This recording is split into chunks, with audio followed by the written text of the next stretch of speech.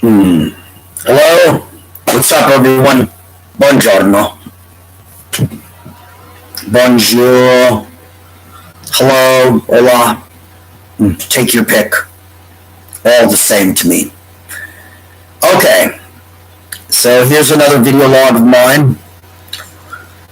It was pretty sure 1998.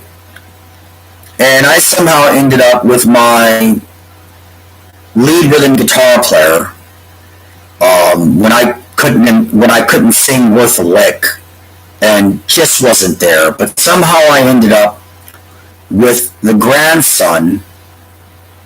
I forget exactly, grandson or great grandson of General Sherman of the U.S. Civil War. And this is no disrespect, or my goal is not to offend or violate, but I mean, that really doesn't mean much to me, to be frank with all of you. And if I weren't frank with you, then I wouldn't be Jorge Estrada, DC. Okay. I'm not saying that to be disrespectful or mean or rude. I'm just keeping it real with you, keeping it 100. But he was my guitar player in 1998, Louis Sherman. And we did a multimedia art event together in downtown DC. That ended very bad. This is 1998. This is 25 years ago. So, it was horrible, but at that show, we spat on each other. And got into a near fist fight in front of an audience inside of an art gallery, Victorian Row House, at this multimedia event. So, he took me to his family house, and in the family house there were all these portraits and photos of his grandfather, great-grandfather, General Sherman, everywhere. And at the time, he was so hardcore into Pink Floyd, especially early Pink Floyd, i.e. Syd Barrett Pink Floyd. Like the album Piper at the Gates of Dawn. I think that's 1967 or 1968. So, we had a lot of fun. And we spent an extensive amount of time in that house, and, it was just fun. We got along really well, despite what I shared that happened at the show. And, anyway, so, he put together a flyer for this multimedia art event where we got into the fight in front of everyone. And he graphically designed and printed the flyer. I have it, but I'm not going to get it right now. And when I was a museum assistant at the Phillips Collection in DuPont Circle, I was approached by Robin Williams. Namu.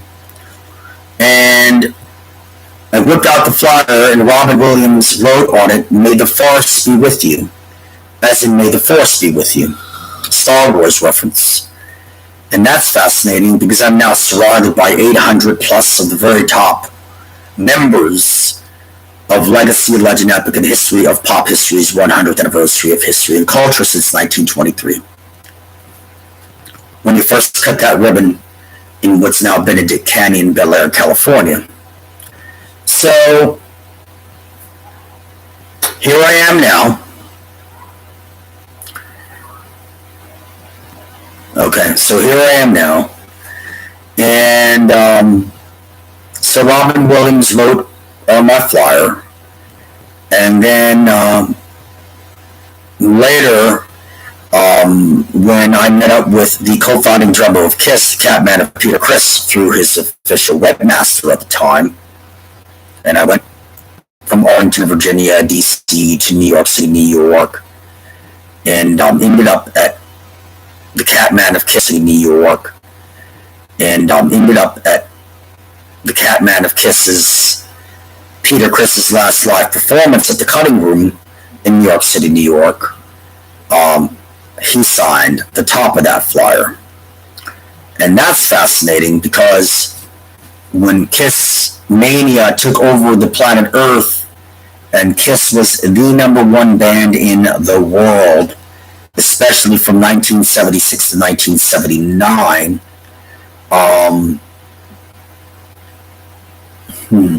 what was I going to go with that? When KISS was the #1 band,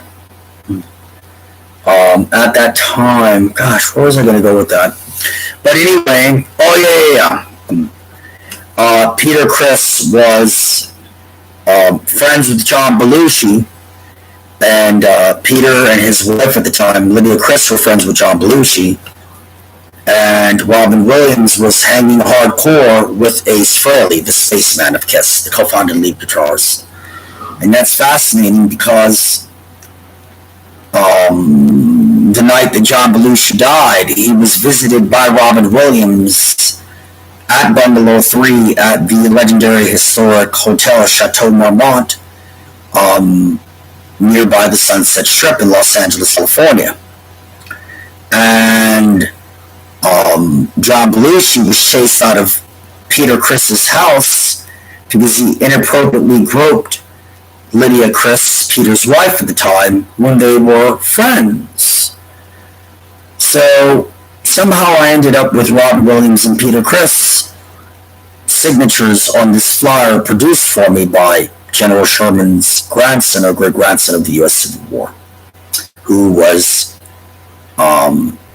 played guitar, rhythm, and lead with me while I atrociously did whatever the hell I was doing back then that is beyond my understanding now.